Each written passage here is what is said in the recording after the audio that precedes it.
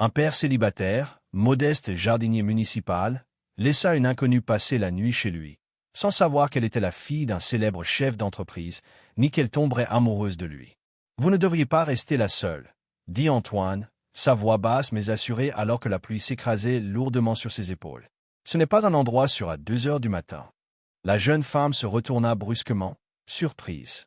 Ses cheveux trempés collaient à son visage, et ses yeux, écarquillés par la peur, balayaient les alentours avant de s'arrêter sur lui. « J'ai pas besoin de votre pitié, » répliqua-t-elle sèchement, en croisant les bras contre elle-même.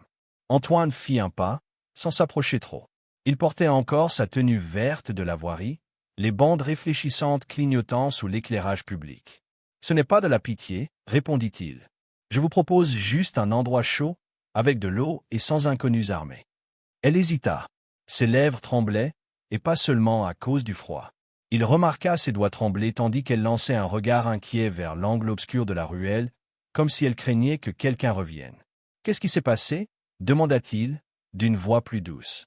Elle baissa les yeux. « Je me suis fait agresser. Mon téléphone est mort. Mon sac a disparu. » Antoine laissa un silence s'installer. Puis il soupira profondément. « Vous voulez appeler quelqu'un ?» Elle secoua la tête. « Non, j'ai juste besoin d'un endroit sûr jusqu'au matin. » Antoine hésita. Sa première impulsion fut de partir. Il avait une fille de 5 ans à la maison et ne pouvait pas se permettre de prendre des risques. Mais quelque chose dans la façon dont elle se tenait là, fière et terrorisée, le poussa à agir. « Très bien, » dit-il, ajustant la sangle de son sac. « J'habite à 2 rues d'ici. C'est pas grand-chose, mais c'est chaud. Vous pouvez dormir sur le canapé cette nuit. » Elle sembla vouloir protester, mais ses genoux cédèrent légèrement. « D'accord, » souffla-t-elle à peine. Ils marchèrent en silence. Antoine gardait une petite distance, par respect, mais restait vigilant. En arrivant devant sa petite maison mitoyenne, il déverrouilla soigneusement la porte et lui fit signe d'entrer. L'intérieur était sobrement éclairé, propre, mais vivant, avec des livres pour enfants sur une étagère et un sac à dos violet près de la porte. « Les chaussures là, s'il vous plaît, » dit-il en désignant un tapis. « Le canapé est à vous. Il y a une couverture en plus dans le placard. » Elle hocha la tête sans un mot, essuyant l'eau de son visage avec sa manche. Antoine se rendit dans une petite pièce encombrée de cartons à l'arrière de la maison. Il y déposa son portefeuille et ses clés dans un tiroir verrouillé, pas par méfiance, mais par habitude forgée par les galères. Il revint avec une couverture, une serviette propre et un sweatshirt sec. « Salle de bain à droite, » dit-il en lui tendant le tout. « L'eau met un peu de temps à chauffer. » Elle prit les objets à 2 mains, le regardant brièvement, troublée par son calme. « Pourquoi vous faites ça ?» demanda-t-elle enfin. Antoine se gratta la nuque. « Parce que vous aviez l'air d'avoir besoin d'aide. Et j'espère qu'un jour, si ma fille a des ennuis, quelqu'un fera pareil pour elle. » La jeune femme sembla tressaillir au mot « fille », mais ne répondit rien. Pendant qu'elle était dans la salle de bain, Antoine écrivit un mot à la hâte et le posa à côté d'une tasse d'eau chaude. Puis il s'éclipsa discrètement dans la chambre qu'il partageait avec sa petite. Une vingtaine de minutes plus tard, Lila sortit de la salle de bain vêtue du sweat bien trop grand. La maison était silencieuse. Sur la table basse, à côté du canapé, se trouvait une couverture pliée, une tasse fumante et le mot. Il disait « Si vous avez besoin d'appeler quelqu'un, le téléphone fixe est accroché au mur. N'hésitez pas à prendre d'autres couvertures dans le placard. Merci de garder la porte fermée. Ma fille est un vrai radar à bruit. » Elle fixa le mot longuement, ses doigts effleurant le bord de la tasse. La chaleur du mug pénétra lentement sa peau. Et pour la première fois depuis des jours, elle ressentit quelque chose qu'elle avait oublié, la sécurité. Elle se recroquevilla sur le canapé, tira la couverture sur elle, et écouta la pluie s'adoucir dehors. L'homme qui l'avait recueillie ne lui avait pas demandé son nom. Il ne lui avait pas donné le sien. Il ne l'avait pas jugé, ni fait sentir redevable. Elle ne savait pas qui il était. Mais pour ce soir, cela n'avait pas d'importance. Elle dormirait. Et demain, elle verrait ce qu'il fallait faire. Lila se réveilla au son d'un rire cristallin, au perché, clairement celui d'un enfant. Un instant, elle se sentit perdue. La douceur de la couverture sur elle, l'odeur chaleureuse qui venait de la cuisine, le murmure d'un dessin animé en fond. Tout tranchait avec la nuit chaotique qu'elle venait de traverser. Elle se redressa lentement, clignant des yeux face à la lumière douce du matin. Dans le petit salon, une fillette était assise en tailleur sur le tapis, construisant une tour avec des blocs de plastique. Ses boucles brunes rebondissaient à chaque éclat de rire. Elle n'avait pas remarqué que Lila s'était réveillée. « Bonjour » dit Lila d'une voix enrouée. La fillette leva les yeux, son visage s'illuminant d'une curiosité joyeuse. « Salut, c'est toi la princesse qui a dormi sur notre canapé » lança-t-elle avec enthousiasme. Lila cligna des yeux. « Pardon, je m'appelle Zoé » annonça fièrement la petite. « Papa a dit qu'une gentille dame avait dormi ici parce qu'il pleuvait. C'est toi. » Lila laissa échapper un petit rire, son premier sourire sincère depuis des jours. « Je suppose que oui. Enchanté, Ohé. » Une voix appela depuis la cuisine. « Ohé, service petit déjeuner. Viens m'aider à râter les tartines. » Zoé éclata de rire et courut vers la cuisine. Lila se leva, s'étira lentement. Son corps était encore raide à force d'avoir dormi dans une position inhabituelle. Elle entra dans la cuisine à son tour. Antoine était penché sur une poêle, cassant des œufs d'une main tout en remuant une casserole de l'autre. « Vous cuisinez » demanda-t-elle, sans savoir si c'était de l'admiration ou de la surprise dans sa voix. Antoine lui jeta un coup d'œil. « Seulement si Zoé accepte de goûter. Vous voulez aider » Lila hésita. « Je peux essayer. Mais je vous préviens, je ne suis pas doué ni en cuisine ni en tâches ménagères. » Il lui tendit un fouet, un sourire au coin des lèvres. « Parfait, moi non plus. C'est pour ça qu'on brûle souvent les tartines ici. » Elle éclata de rire, presque surprise par le son de sa propre voix. Ils se mirent à cuisiner côte à côte dans la petite cuisine. Zoé grimpa sur un tabouret pour étaler du beurre sur les tranches de pain pendant que Lila tentait de retourner les œufs brouillés. Évidemment, elle se trompa. La spatule lui échappa et le bol se renversa, éclaboussant le plan de travail. « Mince » s'écria-t-elle, attrapant un torchon. Mais Zoé fut plus rapide, lui tendant un essuie-tout avec un grand sourire. « C'est pas grave.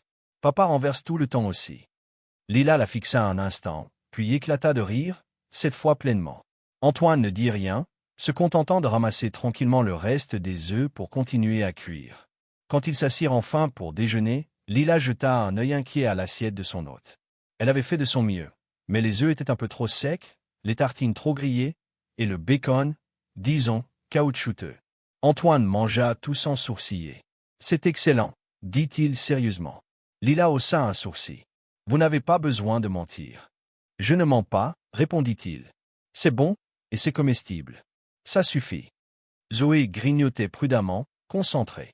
Après le repas, Antoine se leva pour débarrasser. « Reposez-vous toutes les deux. Je m'en occupe. » Lila proposa de l'aider, mais il refusa d'un geste. Alors qu'elle jouait au bloc avec Zoé dans le salon, elle jeta un coup d'œil vers la cuisine et vit Antoine sortir une seconde assiette du four, avec des œufs bien cuits et du pain doré à point. Il l'avait prévu pour Zoé. Au cas où. Elle ne dit rien. Plus tard dans la matinée, alors qu'elle construisait une maison en Lego, Zoé se pencha et chuchota. Les œufs que papa a fait après étaient meilleurs. Mais c'est pas grave. Il a quand même mangé les tiens. Lila haussa les sourcils. Il en a refait? Zoé hocha la tête. Mais il m'a dit de ne pas le dire. Oups. Lila se leva, se dirigea vers la cuisine et s'appuya contre l'encadrement de la porte. Antoine releva la tête, une fourchette de son deuxième petit-déj à mi-parcours. Elle croisa les bras. Donc j'ai cramé le petit déjeuner. Il sourit timidement. Vous avez cuisiné. C'est ça qui compte. Pourquoi ne pas me le dire? Il haussa les épaules.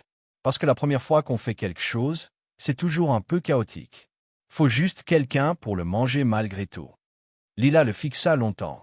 Quelque chose en elle se mit à bouger. Cet homme n'était comme aucun autre qu'elle avait connu. Honnête, gentil, patient d'une manière qui la mettait en confiance. Hier soir, vous avez dit que vous espériez que quelqu'un aiderait votre fille si elle avait un jour des ennuis, murmura-t-elle. Vous êtes un bon père, Antoine. Il ne répondit pas. Il se contenta de sourire doucement et de continuer à manger ses œufs. Plus tard, alors qu'il faisait la vaisselle, Antoine lança d'un ton détaché. Il y a une petite boutique de fleurs au coin de la rue. Le patron est un ami. Si tu comptes rester un peu dans le coin, je peux lui demander s'il cherche quelqu'un. Lila hésita. Je vais peut-être devoir me remettre à bosser, oui. J'ai tout perdu. Mon sac, mes papiers, mon job. J'étais étudiante, enfin, je crois que je le suis encore, mais dans une autre ville. C'est un peu compliqué. Antoine ne posa pas de questions. Il hocha simplement la tête. Si tu veux voir avec lui, je peux t'y accompagner. Lila le regarda. Il n'avait aucune idée de qui elle était réellement. Et il s'en fichait. Il l'aidait, pas par obligation, mais parce que c'était dans sa nature. Et ça, plus que n'importe quel luxe qu'elle avait connu, la faisait se sentir enfin comprise. Quand elle poussa la porte de la boutique, le jardin suspendu, une clochette tinta doucement. L'odeur du terreau et des fleurs fraîches l'enveloppa immédiatement.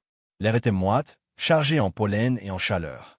Une femme d'un certain âge, les mains pleines de terre, leva les yeux sans s'arrêter de tailler une plante. « T'es la copine d'Antoine » demanda-t-elle d'un ton bourru. Lila hocha la tête.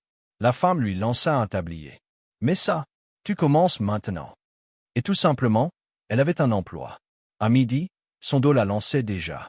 Ses mains étaient rouges d'avoir porté des bacs d'engrais et des pots terreux, et elle avait déjà eu droit à 2 clientes désagréables, l'une lui reprochant d'avoir mis trop d'eau à ses orchidées, l'autre l'ayant bombardée de questions sans lui laisser le temps de répondre. Elle regarda l'horloge. 3 heures à peine. En fin d'après-midi, elle se retrouva accroupie à l'arrière de la boutique, adossée au mur, le tablier taché de terre et les jambes lourdes. Son téléphone, toujours hors service, dormait dans sa poche. Elle fixa un pot brisé dans le coin de la cour et pensa sérieusement à partir. À retourner à un foyer. Ou n'importe où sauf ici. Quand elle rentra chez Antoine ce soir-là, elle ne dit rien. Elle laissa tomber son sac, s'assit au bord du canapé et retira ses chaussures en grimaçant. Ses talons étaient couverts d'ampoules. Antoine vit, mais ne demanda rien. Le lendemain matin, elle se leva et trouva une paire de baskets blanches propres posées près de la porte. Pas d'étiquette, pas de mots. Mais elle n'était clairement pas à elle. Elle en prit une. Légère, solide, exactement à sa taille. À l'intérieur, un petit papier était plié soigneusement. Tes pieds méritent mieux. Si tu veux t'en aller, pars sans douleur au moins. Elle resta longtemps debout là, les chaussures dans les mains. Puis elle les enfila. Quand Antoine rentra de son service de nuit, elle était déjà dans la cuisine, concentrée sur des tartines qu'elle faisait griller. « Tu n'es pas parti, dit-il. J'ai failli, admit-elle. Mais tes chaussures culpabilisantes ont fait effet. » Il sourit en coin. Ce n'était pas pour te culpabiliser. C'était juste pour dire que tu avais le choix. C'est tout. Plus tard cette semaine-là, après avoir passé l'après-midi à replanter des bégonias, elle se laissa tomber sur une caisse en soufflant. J'ai jamais été aussi fatiguée. Et je pensais que le yoga c'était dur. Antoine, qui passait à côté avec un sac de terreau, leva un sourcil. Là, tu gagnes quelque chose de vrai. Elle fit une grimace. Tu veux dire des courbatures? Je veux dire la liberté qu'on gagne quand on vit grâce à ses propres efforts. Même si t'en as plein les mains et que tu pues la terre, c'est à toi. Personne ne peut te l'enlever. Lila ne répondit pas tout de suite. Mais ces mots-là, eux, restèrent. Ce vendredi-là, la boutique de fleurs reçut une grosse commande d'un hôtel du centre-ville. Plus de 80 compositions florales à préparer et livrer avant le lendemain matin. Lila resta après la fermeture pour aider Antoine à finir. Il travaillait côte à côte sous les néons fatigués, les mains noircies de terre, les tiges coupées en rythme. Antoine emballait les bouquets d'un geste rapide et précis. Lila, elle, galérait à faire tenir le papier craft et recommençait 3 fois le même bouquet. Vers 2 heures du matin, ils chargèrent enfin les compositions dans le vieux break d'Antoine, un modèle cabossé qui avait plus de kilomètres au compteur que de peinture sur la carrosserie. « J'ai plus de doigts », grogna Lila en s'installant sur le siège passager. « Tu vas les regretter quand ils te manqueront », répondit Antoine d'un ton sec mais amusé. Ils roulèrent à travers les rues silencieuses du quartier nord, livrant les bouquets à quelques établissements partenaires. Le silence entre eux n'était ni lourd ni gênant. Il était confortable. À l'une des adresses, Antoine lui tendit un petit paquet de roses dans du papier blanc. « Va le poser devant la porte. Numéro 27. Celui avec le portail en bois. » Lila hocha la tête et descendit. Elle déposa les fleurs devant le perron. Mais au moment où elle se retourna, le porche s'éteignit d'un coup. Et un gros chien surgit de l'ombre, aboyant furieusement et fonçant droit sur elle. Lila poussa un cri et recula, sa cheville se tordant sur le trottoir. Elle chuta lourdement, sa paume râpant le bitume. La portière claqua. Antoine courait déjà vers elle. Il s'interposa entre elle et le chien qui, surpris, s'arrêta net. Antoine éleva les bras. « Dégage !» Le chien, confus, recula vers sa cour. Sans lui laisser le temps de discuter, Antoine souleva Lila et la porta jusqu'à la voiture. « Je t'avais dit d'attendre dans le break », lança-t-il, furieux. Je pensais pouvoir gérer un bouquet de fleurs, murmura-t-elle en serrant son poignet douloureux. Il la déposa sur le siège avec précaution, claqua la porte et fit le tour en grognant entre ses dents. « Merde, Lila, dit-il, en se frottant le visage d'une main. J'ai dit de rester. C'est juste une égratignure. Je m'en fiche de l'égratignure, coupa-t-il sèchement. Ce qui compte, c'est que tu aurais pu te faire mordre, ou pire. Tu y as pensé? Elle ne l'avait jamais vu ainsi, en colère. Vraiment en colère. Mais sous cette colère, elle perçut autre chose. Une peur brute. Elle le regarda un instant, les larmes lui montant aux yeux. Pas à cause de la douleur, mais parce que c'était la première fois que quelqu'un criait, par inquiétude pour elle. Personne ne m'a jamais engueulé parce qu'il avait peur pour moi, souffla-t-elle. Antoine se laissa retomber contre le dossier, son regard s'adoucissant. Eh bien, t'es tombé dans la mauvaise maison alors, dit-il d'un ton plus calme. Elle essuya ses joues, rit doucement malgré elle. Un rire humide et tremblant. Et, pour la première fois depuis des années, ce petit salon où elle dormait, ce vieux break qui sentait le plastique chaud, ce type bougon qui faisait des bouquets la nuit. Tout cela ne ressemblait plus à un simple refuge. Ça commençait à ressembler à un chez-soi. Lila était en train de plier des serviettes dans l'arrière-boutique de la fleuristerie quand un objet glissa hors d'un torchon. Un collier. Fin, en or, délicat. Un pendentif bleu nuit qui brillait comme une goutte de ciel nocturne. Elle se figea. Elle l'avait caché, enroulé dans une chaussette au fond de son sac, pensant ne jamais le revoir. Mais il avait dû s'accrocher dans le linge par erreur. Avant qu'elle ne puisse le ramasser, Antoine passa à côté. Il s'arrêta net. Son regard se posa sur la chaîne. Puis, lentement, il leva les yeux vers elle. Lila sentit sa gorge se nouer. Ça, dit-il calmement, c'est pas le genre de truc qu'une étudiante fauchée traîne dans son sac. Elle baissa les yeux, puis attrapa rapidement le collier et le glissa dans sa poche arrière. J'avais oublié qu'il était là, murmura-t-elle. C'est à qui? Demanda-t-il, plus bas. Lila resta silencieuse. Antoine recula d'un pas. Son visage se durcit. Qui es-tu vraiment? Elle inspira lentement, les mains tremblantes. Je suis quelqu'un qui a quitté un monde où tout s'achète. Sauf l'amour, dit-elle enfin, la voix cassée. C'est tout ce que tu as besoin de savoir. Il la fixa longuement. Tu m'as menti. Non, j'ai juste omis certaines choses. Sa voix descendit d'un ton plus grave. C'est pareil, Lila. Ses lèvres tremblaient. Elle détourna le regard. Tu sais ce que c'est? D'être surveillée toute ta vie? Qu'on t'impose qui aimer? Où aller? Quoi devenir? Non, répondit-il. Mais je sais ce que c'est de faire confiance à quelqu'un qui ne dit pas la vérité. Le silence s'installa. Le bourdonnement des frigos de fleurs était la seule chose qu'on entendait. Lila sentit les larmes monter, mais elle les retint. Soudain, la porte s'ouvrit brutalement. Un homme entra, blouson en cuir, casquette sur la tête, téléphone en main. Ses yeux accrochèrent immédiatement Lila. « Voilà la petite fugueuse » marmonna-t-il en levant son appareil pour prendre une photo. Lila cessa de respirer. Flash. Disparu depuis 5 jours, princesse. Ton père claque 6 chiffres pour savoir où tu t'es planqué. Antoine s'interposa, fronça les sourcils. Dégage d'ici. Du calme, vieux. Je fais juste mon boulot, répondit le type en prenant un autre cliché. Lila recula, le cœur battant. Antoine n'hésita pas. Il la saisit par le bras et l'entraîna vers la porte de service. Allez, maintenant. Ils coururent jusqu'à la voiture. Lila haletait, son esprit en vrac. Et Zoé? Demanda-t-elle, paniquée. Elle est à l'école. Je vais la chercher. 1 heure plus tard, Zoé était dans les bras de son père, fatiguée et confuse. Il lui tendit une gourde, la boucla à l'arrière du break. Lila, silencieuse, le regardait faire. Mais au lieu de rentrer chez lui, Antoine tourna vers la maison d'Axe en grave côté, celle de sa voisine. Madame Garcia s'en occupera. Elle est digne de confiance. Tu lui fais confiance. Comme à moi-même, répondit-il, déterminé. Madame Garcia ouvrit la porte avant qu'il ne frappe. Allez, entrez. Je veille sur la petite. Antoine embrassa le front de Zoé. C'est juste une sorte de pyjama party, d'accord. D'accord, papa, dit-elle sans protester. Antoine souffla longuement et se tourna vers Lila. On y va. Ils quittèrent le quartier sans parler, jusqu'à la sortie de la ville. Lila, assise à ses côtés, sentait son ventre se tordre de culpabilité et de gratitude mêlée. Ses yeux tombèrent sur une déchirure dans la manche d'Antoine. Ton bras, qu'est-ce qu'il s'est passé? Il jeta un œil. Le type m'a bousculé pendant que je tentais de l'arrêter. Rien de grave. Pourquoi tu m'as rien dit? Il haussa les épaules. Tant que toi et Zoé êtes en sécurité, une contusion, c'est rien. Lila le regarda, les yeux humides. Elle comprit alors quelque chose d'essentiel. Il ne la protégeait pas parce qu'il pensait qu'elle était spéciale. Il le faisait parce que lui, il était ce genre d'homme. Ils revinrent à la maison après le coucher du soleil. Antoine se gara une rue plus loin, au cas où.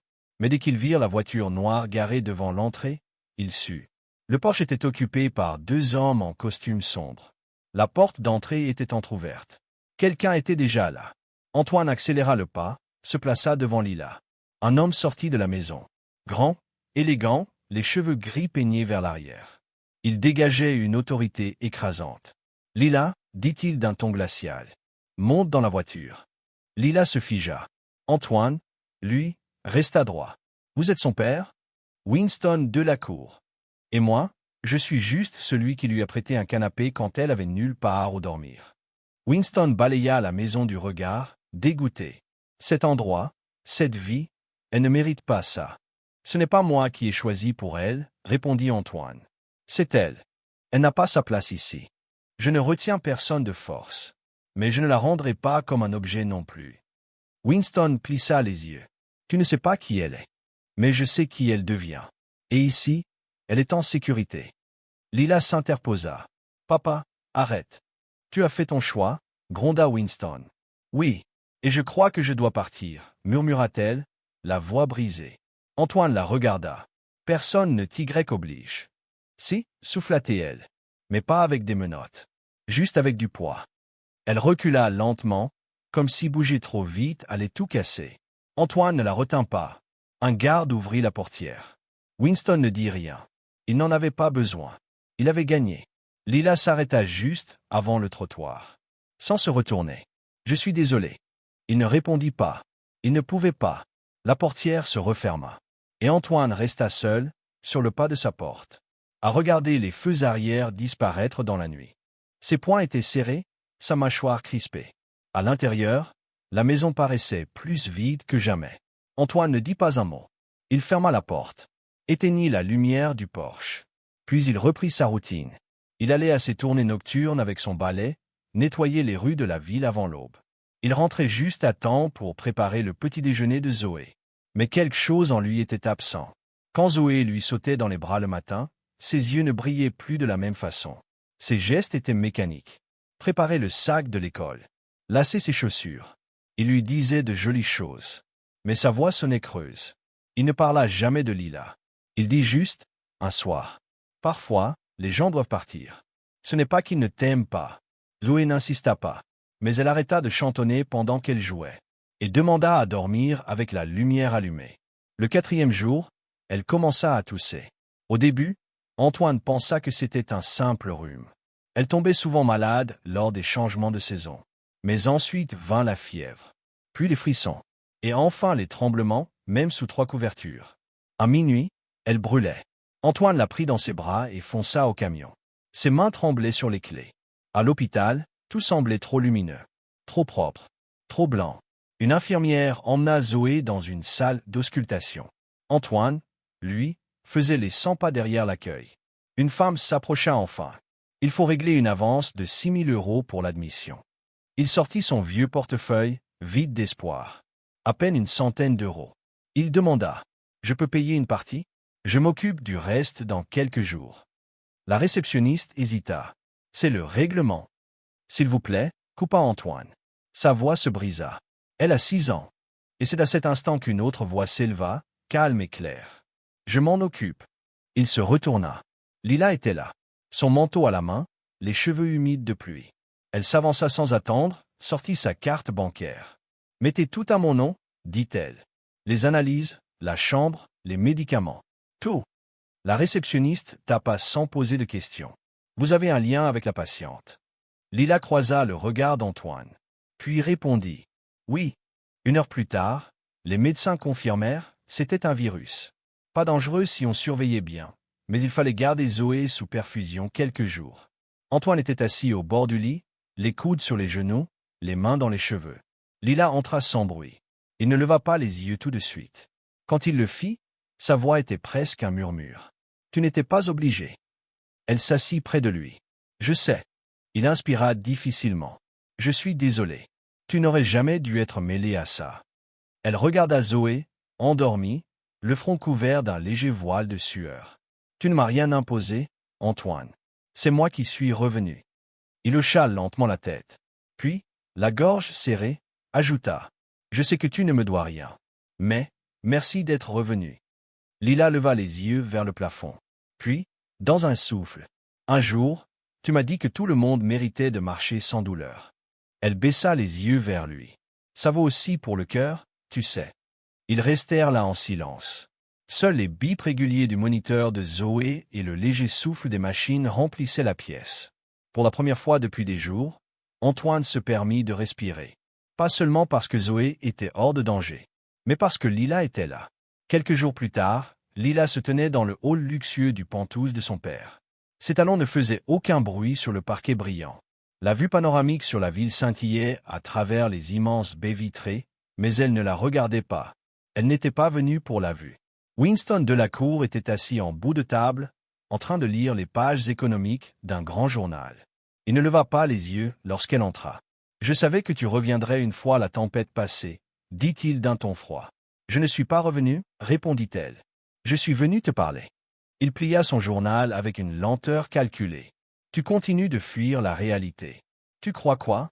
Que tu peux construire une vie avec un homme qui se lève à 5 heures pour gagner 3 fois rien. » Lila croisa les bras. « Cet homme m'a sauvé. » « Sauvé de quoi? D'un peu d'inconfort? Tu avais tout. Un avenir. Un nom. La sécurité. Et tu as tout jeté, pourquoi? » Elle s'avança. « Je ne l'ai pas jeté. Je suis parti. C'est différent. » Winston se leva. Il était grand, imposant. Mais elle ne recula pas. « Tu as abandonné tout ça pour vivre dans un appartement minable avec un jardinier. » Sa voix resta calme. « Il n'est pas juste un jardinier. C'est un père. Un homme qui se lève chaque jour pour sa fille. Qui m'a appris, en 3 semaines, plus sur la force et le respect que toi en 30 ans. » Winston fronça les sourcils. « Tu es en train de le choisir, lui, au lieu de moi. » Elle le regarda droit dans les yeux. « Je choisis ma vie. Ma voix. Et oui, l'homme qui vit avec ses mains et son cœur. » Il eut un rire sec. « Tu l'aimes? » »« Je l'aime. » Il inspira brusquement, comme si ce mot l'avait frappé. Sa posture vacilla légèrement. « Il n'a rien à t'offrir. » Lila esquissa un sourire. « Il m'offre tout ce qui compte. » Winston se dirigea vers le bar, se servit un verre de whisky. « Ce n'est pas un conte de fées, Lila. La vraie vie est dure. Tu vas en avoir marre. De la galère. Du renoncement. L'amour ne paye pas le chauffage. » Elle répondit, d'une voix égale. « Non, mais il tient chaud quand on n'a plus rien. » Il se tourna vivement vers elle. Ses yeux étaient différents. Moins durs. Moins sûrs. « Tu crois qu'il pourra te protéger? Qu'il peut t'offrir ce que tu mérites? » Elle s'approcha calmement. « Il l'a déjà fait. Pas avec de l'argent. Avec de la vérité. Du respect. Et ça? Toi, tu as oublié ce que c'est. » Il ne répondit pas. Il fixa longuement le fond de son verre. « Je n'ai jamais voulu être le méchant, » murmura-t-il. « Je sais, » répondit-elle. « Tu as juste oublié comment être humain. » Un silence s'installa. « Il a quelque chose que je n'ai pas, » lâcha-t-il soudain. Lila pencha la tête. « Tu veux dire, une fille qui l'aime pour ce qu'il est? » Il la regarda vivement, piquée. Elle ne broncha pas. Puis elle reprit, plus doucement. « Je retourne là-bas. Chez lui.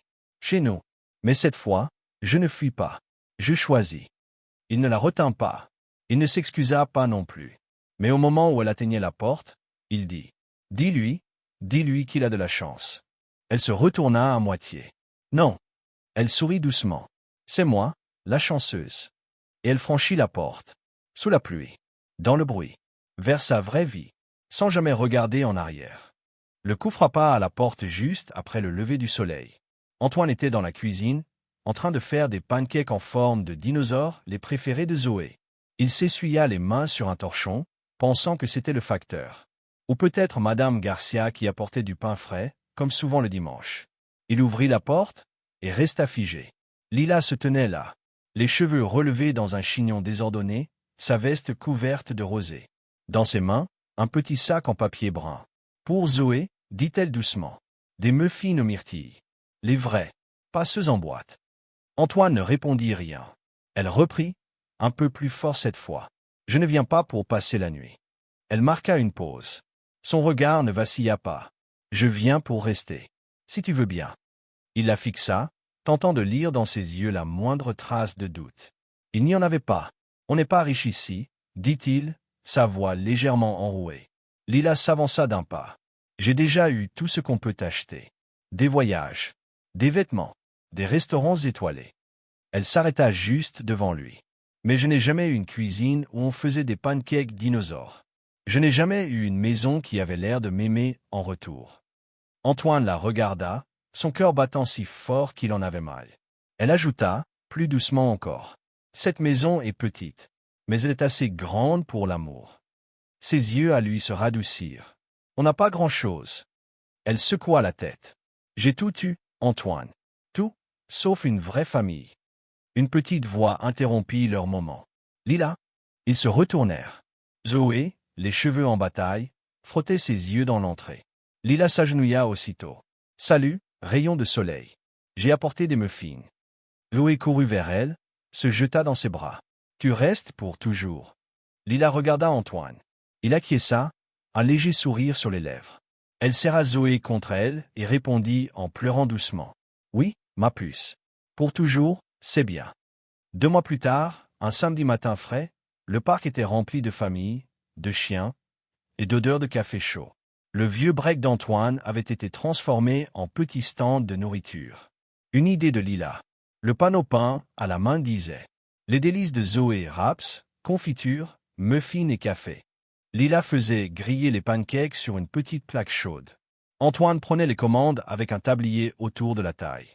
Zoé distribuait des serviettes et des autocollants aux enfants avec un sourire fier. Il ne gagnait pas des 1000 et des 100, mais il gagnait autre chose. Une vie. Une vraie. Lila retourna une crêpe et leva les yeux vers Antoine. Il la regardait en silence. Il lui murmura un simple mot des lèvres. « Merci ». Elle sourit en retour. Elle n'avait jamais eu besoin d'un château pour se sentir reine. Elle avait juste besoin d'eux. Parce que parfois, les plus belles vies ne sont pas construites avec de l'argent, mais avec de la bonté, de l'honnêteté et le courage de choisir l'amour plutôt que la peur. Antoine n'avait offert qu'un canapé, une tasse d'eau chaude et un cœur silencieux rempli de respect. Et c'était exactement ce dont Lila avait eu besoin, pour trouver enfin ce que le monde ne lui avait jamais donné. Un vrai chez-soi.